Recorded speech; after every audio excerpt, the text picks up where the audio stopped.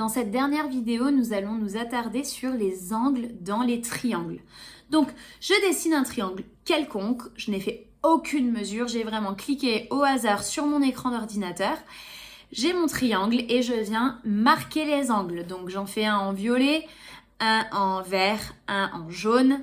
Et je veux réfléchir à qu'est-ce que je peux observer d'intéressant avec ces trois angles.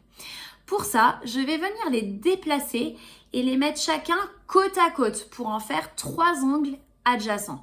Donc, je décale mon angle violet tout au fond. Je vais venir prendre l'angle vert en le retournant pour pouvoir faire en sorte qu'il soit adjacent avec l'angle violet. Et je termine en venant décaler mon angle jaune. Et on observe que les trois angles à la suite les uns des autres forment deux demi-droites qui sont parfaitement alignées l'une avec l'autre. Autrement dit, on a une propriété qui nous dit que dans un triangle, n'importe lequel, la somme des angles vaut toujours 180 degrés. Donc, ce que je viens de vous montrer là, cette petite animation, ce n'est qu'une petite animation. Normalement, ça devrait suffire pour vous convaincre que c'est vrai. Cependant, ce n'est pas une démonstration mathématique rigoureuse.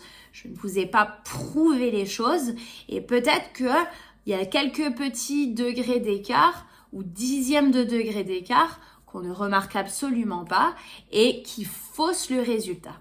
Et donc, j'aimerais vous faire la démonstration. On va rien rédiger, je vais juste vous la faire en vous la montrant pour vous prouver que la propriété est bien vraie. Et cette fois-ci, c'est une vraie démonstration mathématique rigoureuse.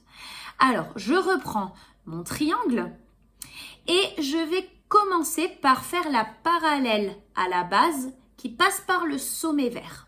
Donc, j'ai deux droites parallèles. Vous voyez peut-être où je veux en venir. On a utilisé dans la vidéo précédente des propriétés qui parlaient d'angles alternes, internes et correspondants qui sont déterminés par des parallèles. Donc, je prépare ma zone avec mes deux droites parallèles et je viens mettre en évidence la séquente au niveau de l'angle violet pour commencer.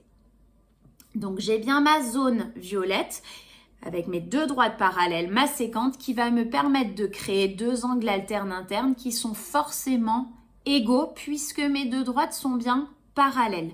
Donc, je mets en évidence mes deux angles alternes internes violets et ces deux angles qui sont obligatoirement de la même mesure puisque mes deux droites sont bien parallèles.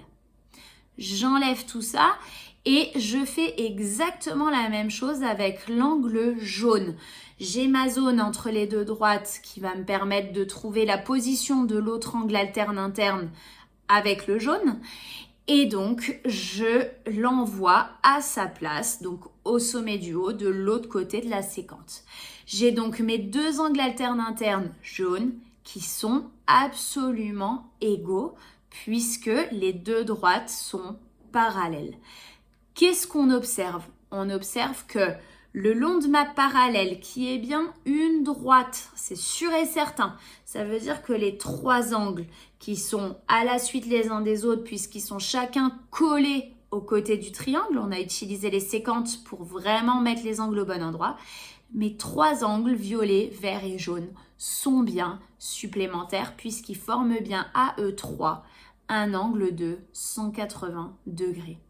Et là, on a une démonstration qui est vraiment mathématique. À aucun endroit, on peut remettre en question qu'il y a un décalage, etc. Voilà, c'est une propriété qui nous sert vraiment très très souvent, donc retenez-la bien.